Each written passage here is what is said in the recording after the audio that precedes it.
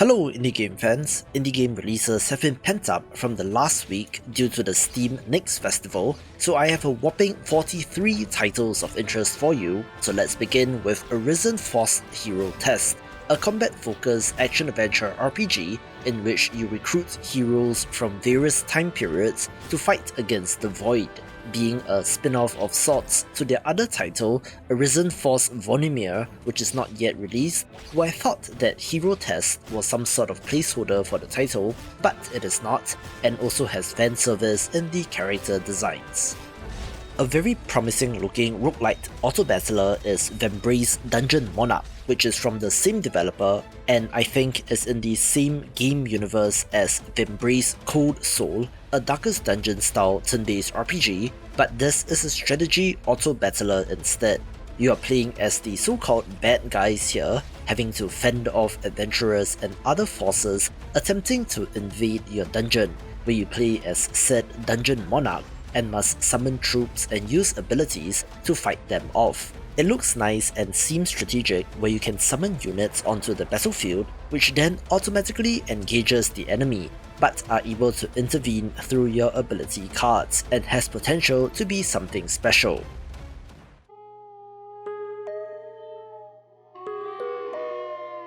There are also quite a number of spooky or horror adjacent titles this week due to the time of year, but I absolutely have to highlight The Hungry Fly, since the developer shared this game with me on Twitter and I was absolutely horrified in a good way with what I saw. As expected, you play as a fly in this game, but in first person, having to fly around the swamp to find something dead to eat, and yes, that is as terrifying as it sounds, complete with disgusting, rubbing hands motions that flies are known for, along with a very weird and bizarre world. As such, it is not your typical first-person, flashlight, scary, ghost jump scare type of game, but something rather unique instead, so definitely give it a go.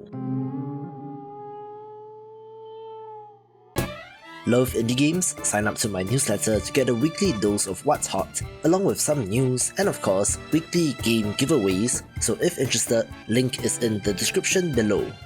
We also have the anticipated release of AWAKEN Astral Blade, a side-scrolling Metroidvania that has been in development for a little while and definitely has promise. Our protagonist is a bionic girl who has been given the mission of search and rescue, having to locate a missing investigating team deep within a rainforest on a mysterious island, where an energy source has mutated the local flora and fauna, which will of course be the enemies that you have to fight. It's a pretty light story setup, all things considered, but the game is emphasizing its combat, as a Metroidvania should, with a variety of combos, abilities, and even a parry to master, so hopefully the combat will feel great. There is an RPG-like skill tree progression system and a decent 2D art style, making it of interest to fans of the genre. One of the most anticipated indie games makes it to launch in the Axis Unseen, an open-world, hunting-focused first-person shooter RPG which is self-described as a heavy metal horror game. Now I'm not sure about the horror portion of the description, since the game is all bright and colourful, but the key is that you are hunting down these monsters in an open world in an almost Witcher kind of manner, having to track them down and prepare before engaging in combat. One of the cool things about this game is that there are no HUD elements so to speak of, since everything is in-game, so you need to look into your quiver to know how many arrows you have left, for example, which is a cool idea, and does have RPG and progression from various upgrades, including elemental abilities for your shots. It is from an ex-Bethesda developer who decided to go indie, having an impressive resume since he worked on titles like Skyrim, Fallout 3, 4, 76, as well as Starfield, and greatly benefited from the Steam Next Festival with the release of the demo and should be great.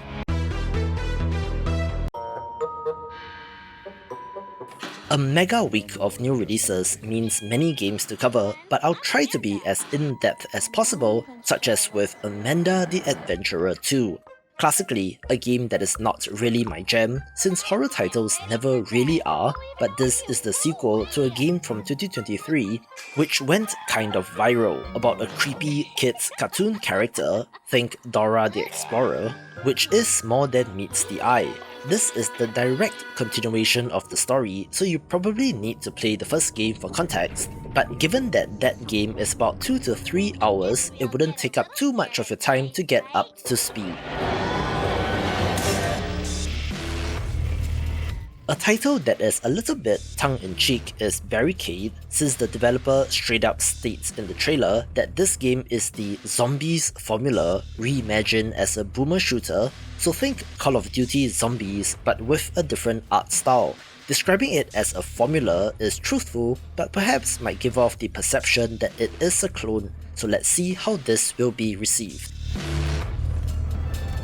Another ambitious looking title is Blackthorn Arena Reforged, a remastered and expanded version of a gladiator management simulator from 2020, which currently has mixed reviews, so maybe this reforged version will fix some of the issues that players had with the quality of life improvements, having a fresh new coat of paint with new visuals while adding more content like new graphics, and most importantly, new content as well. The cool thing about this game is that every gladiator is simulated in real time and can get injured, grow old and die, with a bunch of RPG progression systems, side missions, different arenas to battle in, and both real time with pause and auto-battler combat options, and should be good.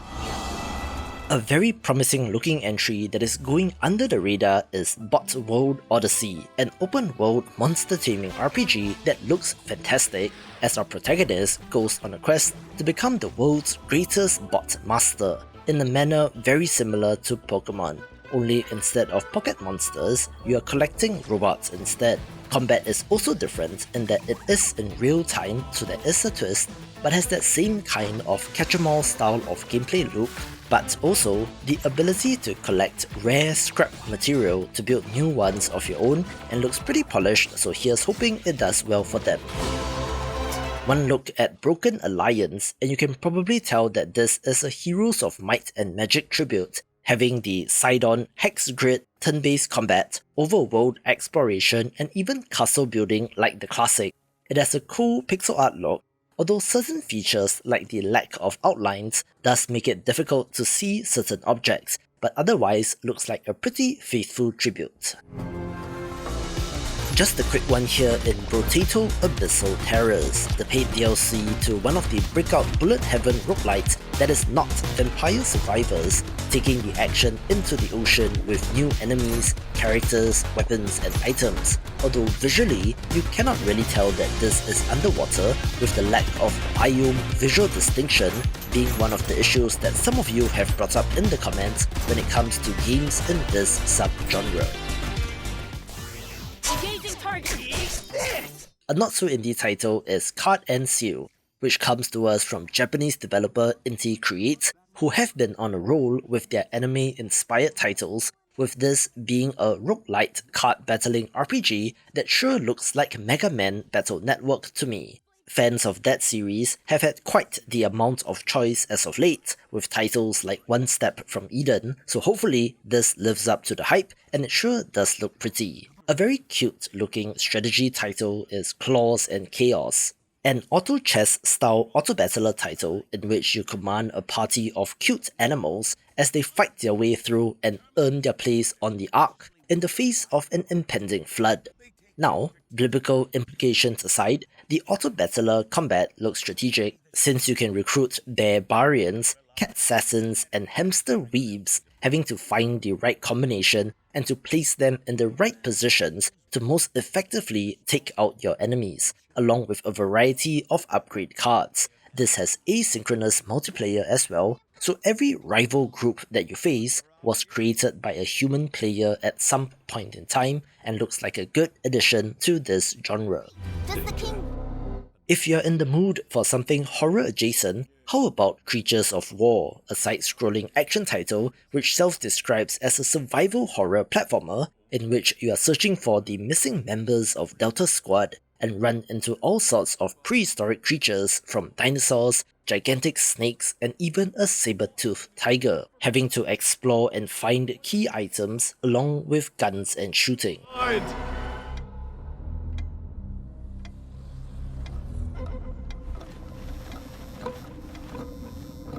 There have been a number of attempts at the co-op horror title, most commonly designed with 4 players in mind, and another one of these is Dark Hours. 4 robbers attempt to pull off a huge heist, but their activities are disrupted by a monster who is hunting them down, coming off a little more seriously as compared to something like Lethal Company and Might Have Potential, where do note that this is co-op only and is not asymmetric, so there is no player controlling the monster in this game. I like to find weird and unique takes on the roguelite, which is why Devil's Slot Machine got my attention this week. A pachinko-looking title, but it's not Peglin, rather having more in common with tower defense games as you construct towers and upgrade them on the pegs to blast away at enemies which drop from above. This looks interesting strategically since there are no distinct lanes so to speak of, and I wonder if there is any physics simulation in this game, although do note that this appears to be from a Chinese developer, so look out for localization and translation issues. Another roguelite which I have my eye on is Dunjungle, the monkey roguelite platformer which sees our hero trying to protect the jungle using a variety of weapons, relics, and even wearing weird costumes in order to do so. I previewed this during the Steam Next Festival and said that I don't think that the game will fundamentally change if the player avatar was some sort of other creature or even a human, but it's good to see the developer be consistent and commit to the theme, even having a dedicated ooh ah button, so of course I'm in. Maybe because there was a tragedy there. One of the biggest announcements out of Jeff Keighley's Summer Game Fest was that horror movie maker Blumhouse Productions, who made Get Out, Megan, and the Five Nights at Freddy's movie, is getting into games with Blumhouse Games, with one of their signed titles being Fear the Spotlight, a third-person horror title which I then came to realize already released in September 2023, but is getting a major update which will be out this week, looking like a spooky horror title where 2 girls sneak into school after hours and have to survive a seance gone wrong, nailing the visuals and is perfect for the season. Ever wondered how the aerial view of the entire map in strategy games always seemed unrealistic, especially in medieval times? That is the exact idea that King's Orders is playing with, a strategy title in which you are commanding your armies by letters sent by messengers, where reports from the generals are sent back in that exact same way. But the issue is that messengers can get lost or be late, or messages can even get intercepted, maybe even by the enemy, which will affect your larger strategy. It's kind of crazy to think about how wars were fought in olden times without cameras or drones or satellite imagery, where information depended on some guy riding on a horse or some pigeons, so to see that translated into a game is a neat idea. Another impressive looking title is Lynked Banner of the Spark, a co-op focused action roguelike title in which you are fighting robots and rescuing robot allies, looking like perhaps the most sanitized, family-friendly kind of game design, down to the almost Fortnite looking visuals and color palette. So maybe they are targeting that audience, but looks well made and could be okay. Another co-op horror title that has a lot of hype behind it is No More Room in Hell 2, which for some reason is being made by Torn Banner Studios, developer of the Chivalry games, who are technically independent and are self-publishing, but apparently have more than 100 members on staff. This is a co-op first-person title with permadeath, where 8 survivors are dropped in random locations on the map and must find each other for the best chance at survival. The original was a Half-Life 2 mod, which then got a standalone release in 2013 and was well received, with this version being in some form of development since 2016, but sure looks promising even if zombies are an overdone trope.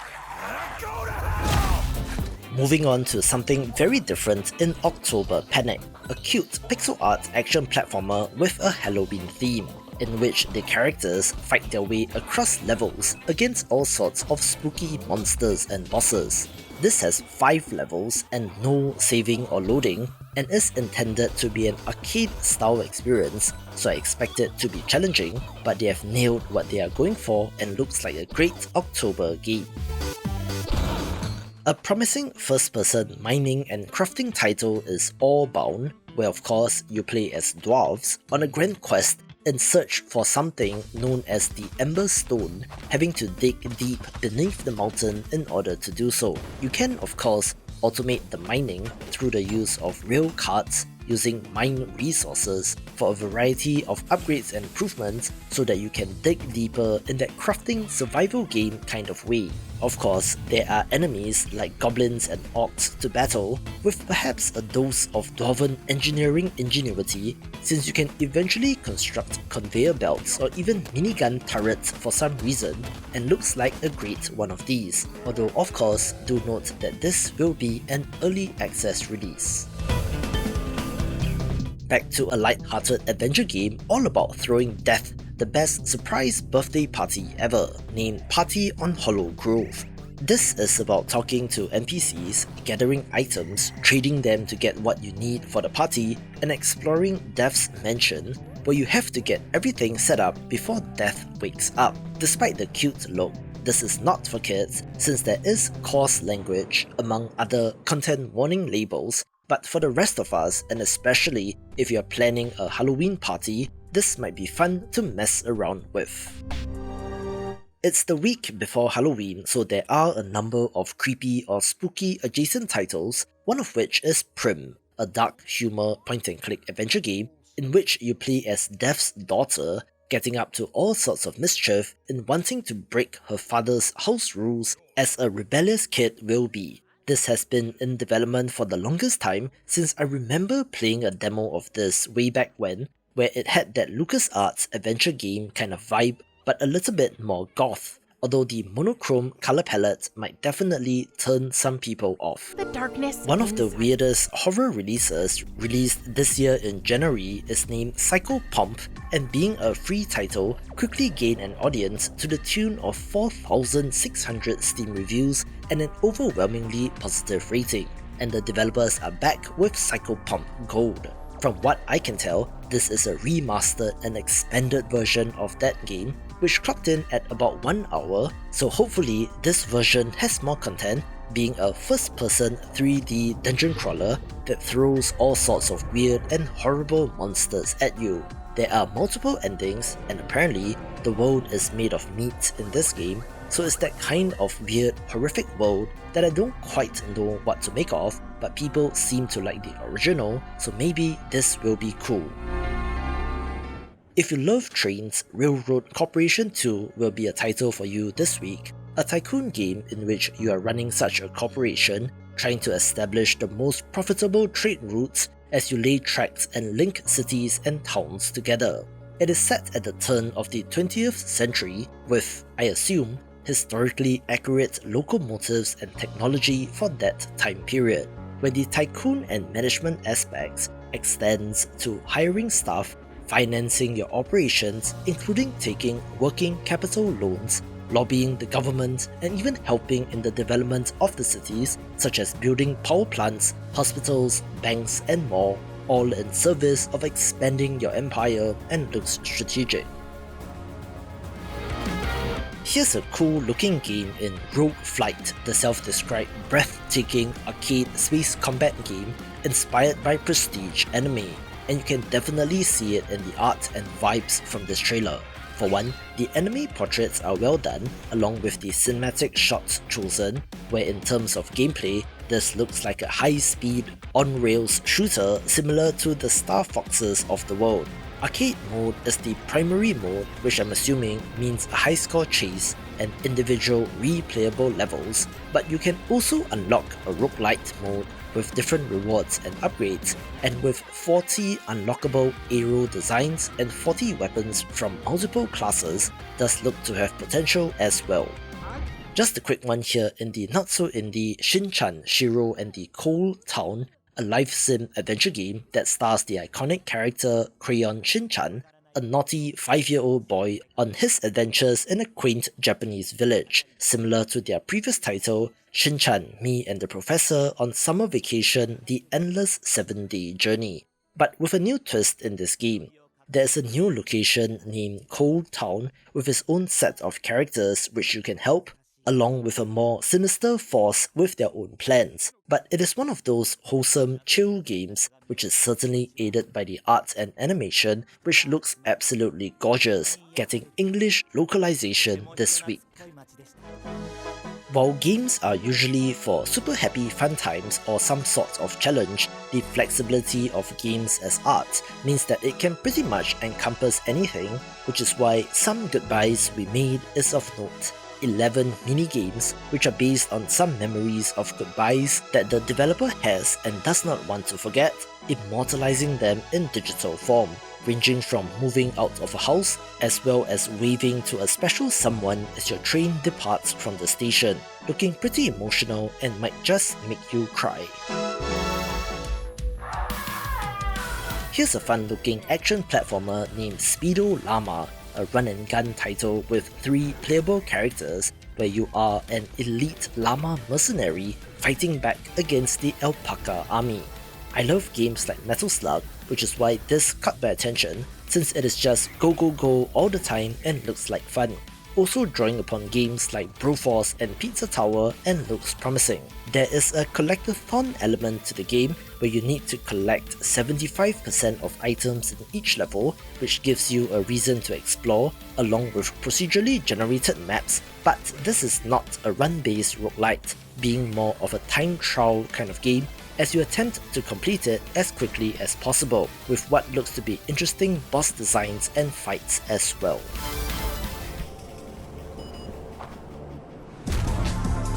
A weird title which comes to us from two brothers is named STRAFTAT, a 1v1 competitive first-person shooter set on small maps. It has that old school boomer shooter look, and honestly, it's kind of messed up looking in a good way, with what looks to be great variety in level designs as well as variety of weapons, from rifles to grenades, swords to claymore, mines and more, with the best part being that this will be free, so find a friend and get to shooting, and is the hidden gem of the week. A neat cyberpunk card-based city builder title is Technotopia, in which you play as an AI whose task is to construct the perfect city which is completely in balance and harmony. This is because there are 4 factions in the cyberpunk city which have competing needs and preferences, where your choices will tilt it one way or the other, but whatever you do, make sure it doesn't go too far in any one direction, having a neat art style as well. Speaking of neat art styles, the Coma 2B Catacomb is the next entry in the Coma series of survival horror titles and comes to us from a Korean developer, and of course has that Korean manhwa inspired art style as well, and serves as the prologue to their previous game, the Coma 2 Vicious Sisters, and is also the bridge between the Coma 1 and that game. In case you missed the little bit of gameplay in this trailer, it is a side-scrolling adventure title where you're walking around searching for key items, occasionally having to run away when the monster appears, with the series as a whole being worth checking out. Another not-so-indie title is The Smurfs Dreams, since it uses the iconic IP being a Super Mario 3D World style 3D platformer with co-op for up to 4 players. Now, I'm not saying to go in expecting a Nintendo level of quality to this game, but it looks alright and might be some family-friendly fun. Are we doing the right thing?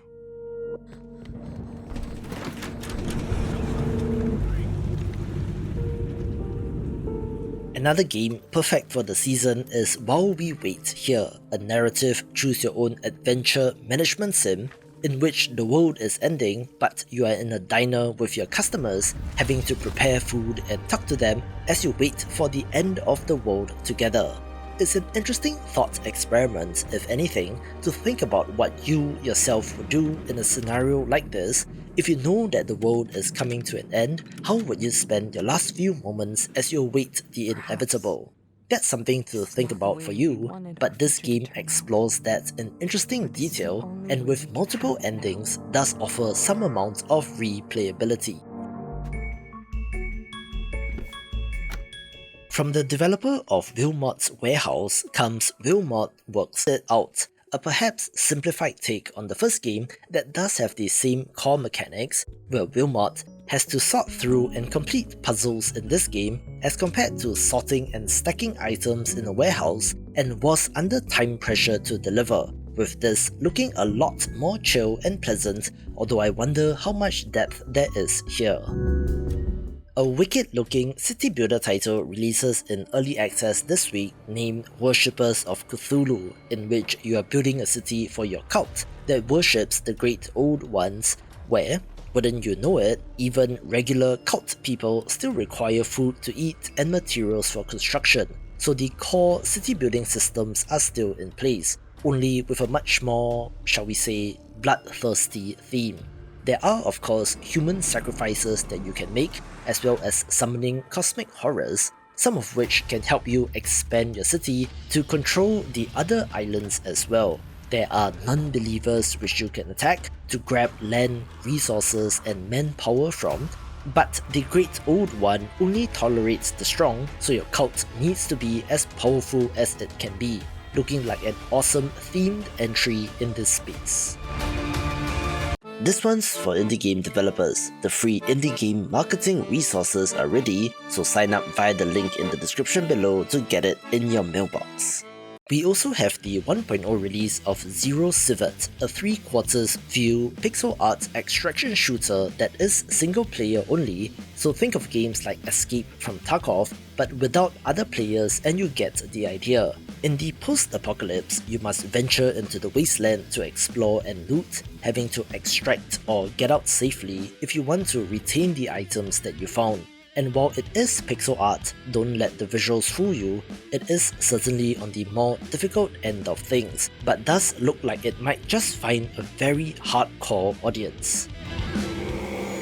Another no-brainer pick for the week is Void Rot, a hand-drawn Metroidvania that does of course look very much like Hollow Knight, but hopefully will have done enough to distinguish themselves. For one, it is set in a world of cosmic horrors as you explore ancient ruins and kill the gods that live there, having a lot more humanoid-shaped and sized enemies, but also the occasional gigantic boss which seem to have interesting designs. This comes to us from some ex-Thunderful people, some of which were at the developer that worked on SteamWorld Build, so it's an interesting change, but it's good to see more games like this. Rivals of Aether 2 is the sequel to a cult classic indie platform fighter, which I would hazard a guess to say that is the most successful indie fighting game of all time, and they are back bigger and better than ever with the sequel that takes things into 2.5D. It is that same kind of Smash Brothers style combat with an elemental twist, with, I'm sure, tweaks and changes that hardcore fighting game fans will love, with this being a paid product, but they have promised that every new character released will be free, but will have cosmetic skins for purchase. They are also being published by Off-Brand Games, which has two of the biggest streamers involved in Ludwig and Thor from Pirate Software, which could potentially bring millions of new eyeballs on the game, making it one to watch.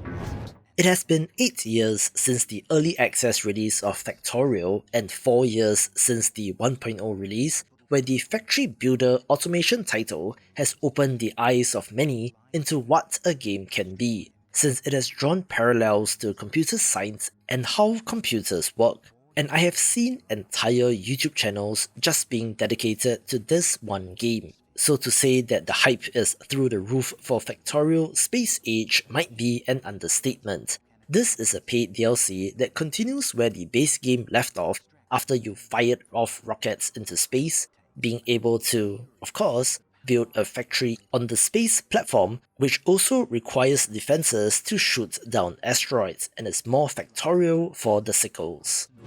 I've been on a Hades 2 kick as of late due to their new update, so I'm kind of in the mood for roguelites, and a title that might just tear me away from that game is Windblown, the next title from the creators of Dead Cells, and does have a cool look. This is designed for up to 3-player co-op and is built as a roguelite from the ground up, so they are expecting you to die and die often, since doing so will leave a memory for the next character to absorb, which then allows for you to form combos, and due to the pedigree, is certainly of interest. Watch this video for the best demos from the Steam Next Festival.